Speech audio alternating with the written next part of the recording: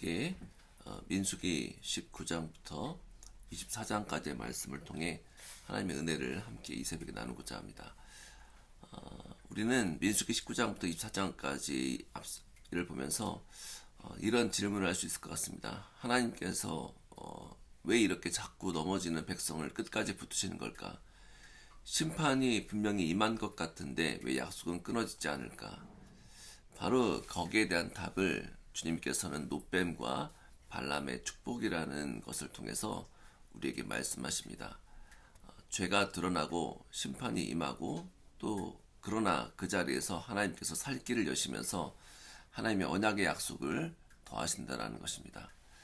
이스라엘이 지금 또 광야에 아직도 있습니다. 광야는 늘 배고프고 목마르고 불안한 곳입니다. 사람의 마음이 불안하게 되면 말이 거칠어집니다. 행동에 폭력이 도모됩니다. 또 마음이 조급해지면 하나님께 드렸던 감사의 고백이 금방 원망으로 바뀝니다. 그래서 백성들은 물이 없다고 다투고 지도자들을 향해서 분노를 쏟아내고 있습니다. 그런데 진짜로 그들이 원하는 것은 사실 물만이 아니었습니다. 그들은 완전을 원했습니다. 확신을 원했고 좀 더 스테이블한 그런 단단한 미래를 원했습니다. 내일도 우리가 안전할 수 있다라는 그런 보장된 개런티를 원했습니다. 하지만 하나님께서는 그들의 목마름보다 더 깊은 곳을 봅니다. 겉의 갈증이 아니라 마음의 불신을 보신 것입니다. 하나님께서는 그들의 요청에 따라서 물을 내려주십니다. 그런데 그런 과정 가운데 모세와 아론이 하나님 말씀을 어기게 됩니다. 우리는 이렇게 얘기할 수 있습니다. 그래도 모세인데, 그래도 아론인데 하나님께서 좀 봐주실 수 있지 않을까? 얼마나 그들이 하나님 향해 충성했는데. 그런데 오늘 성경은 지도자의 자리에서 불순종이 얼마나 무서운 열매를 맺는지 우리에게 보여줍니다. 한 사람의 개인은 한 사람의 실수로 끝나지만 지도자의 불순종은 그 조직 전체, 그 공동체 전체의 문제로 끝나게 되기 때문에 그렇습니다. 그래서 백성에게 하나님의 왜곡된 모습을 보여줄 수 있습니다. 그리고 하나님께서는 모세와 아론을 통해 이제 한 세대가 끝나고 다음 세대가 이어갈 수 있도록 하시기 위해서 너희는 이 땅에 이 약속의 땅에 들어가지 못한다라고 말씀하셨습니다.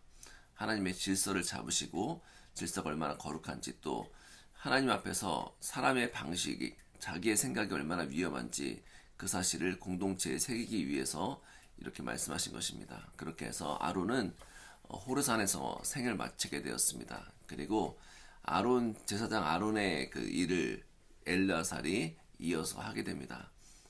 하나님의 일은 사람에서 끝나는 것이 아닙니다. 한 교회에서 끝나는 것이 아니라 하나님의 정신과 약속은 대와 대를 이어서 그리고 시대와 시대를 이어서 계속해서 이어진다는 것입니다. 사람은 바뀌어도 하나님은 자기 백성을 포기하지 않으신다는 것을 우리가 볼 수 있습니다.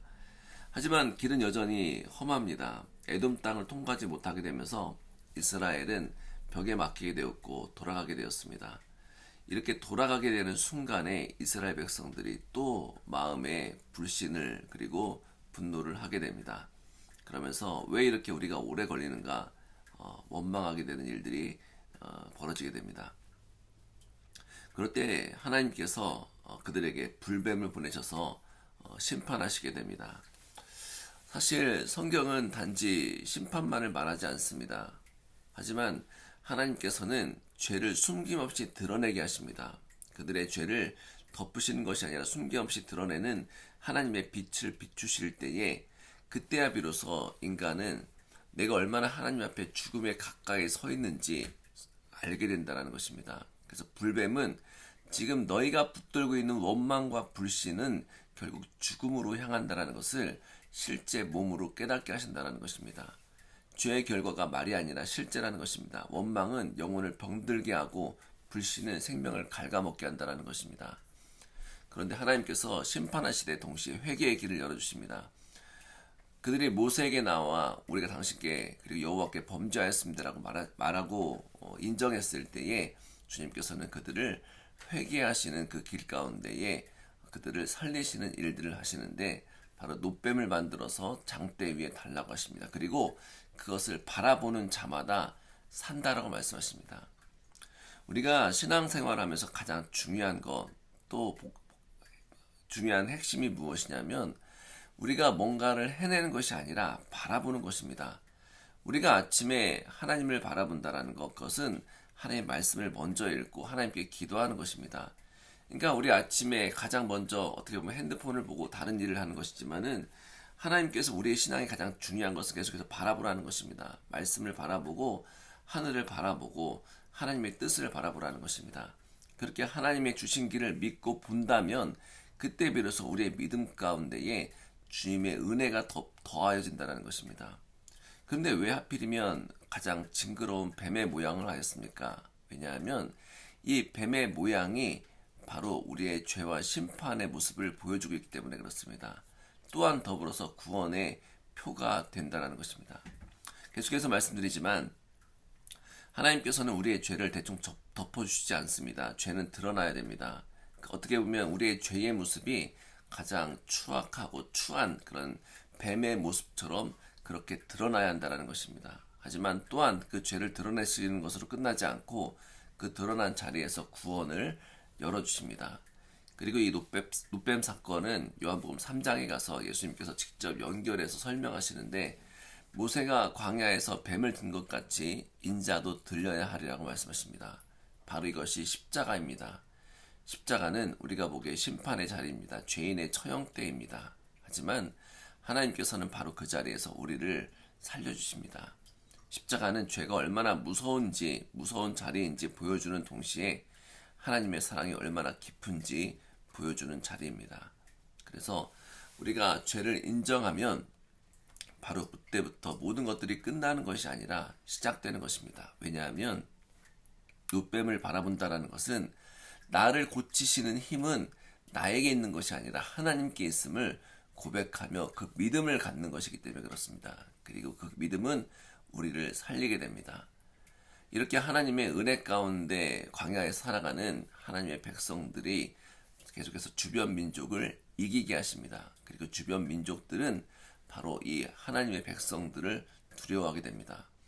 그때 이 승리를 바라봤던 모압 왕 발락이 두려움에 사로잡히게 되고 그리고 발람이라는 선지자를 불러서 이제는 그들을 전쟁에서 이길 수 없으니 그들을 저주해서 보이지 않는 싸움 가운데 이기게 하려는 것입니다. 그런데 하나님께서는 이 발람이라는 선지자를 통해서도 하나님의 뜻을 이뤄가십니다. 어떻게 보면은 하나님의 그 계획 가운데, 그러니까 사람이 자신의 일을 계획하지만은 하나님께서는 하나님의 주권 가운데에 하나님이 하나님이시기 때문에 인간의 계산과 악한 의도를 넘어서셔서 자기의 말씀을 세우신다는 것입니다. 그래서 발람은 이스라엘을 저주하려고 했지만 입을 열 때마다 이스라엘을 향한 축복이 나옵니다. 그때 발락이 분노합니다. 나 저주하라고 했더니 왜 축복하느냐? 그때 이 선지자 발람이 뭐라고 얘기하냐면 하나님이 말씀하신 것 외에 내가 무엇을 말하겠습니까? 라고 이야기합니다. 무슨 말씀입니까? 하나님께서 복 주시기로 정하신 것을 누가 저주할 수 있냐는 것입니다. 누가 하나님이 세우신 언약을 무너뜨릴 수 있냐는 것입니다. 우리는 여기서 분명하게 알 것은 하나님께서 언약하시고 축복하시기로 정했던 민족과 교회와 개인은 절대 그 어떠한 사람의 저주로도 무너뜨릴 수 없다는 것입니다. 하나님이 그들과 맺으신 약속 한 번 있다고 하면은 계속해서 그 약속이 얼마나 견고한지를 우리에게 깨닫게 한다는 것입니다. 민수기 29장부터 24장까지의 말씀은 우리의 믿음이 얼마나 흔들리는지를 보여주는 동시에 하나님의 언약이 얼마나 견고한지를 우리에게 깨닫게 하고 있습니다. 백성들은 원망하고 지도자는 넘어지고 심판은 임합니다. 하지만 주님께서는 거기서 끝내지 않으신다는 것입니다. 회개의 길을 열어주시고 바라볼 수 있는 표를 주시고 나아가 원수의 저주를 축복으로 바꾸어 가시면서 약속을 지키신다는 것입니다. 바로 이것이 복음입니다. 오늘 우리 새벽에 무엇을 바라보고 있습니까? 어디를 바라보고 있습니까? 우리의 마음을 물어뜯는 불안과 두려움 가운데 있습니까?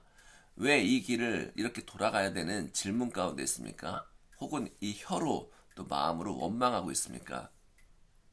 하나님께서 우리에게 더 열심히 하라고 말씀하시는 것이 아닙니다. 하나님께서 우리에게 원하시는 것은 바라보라는 것입니다.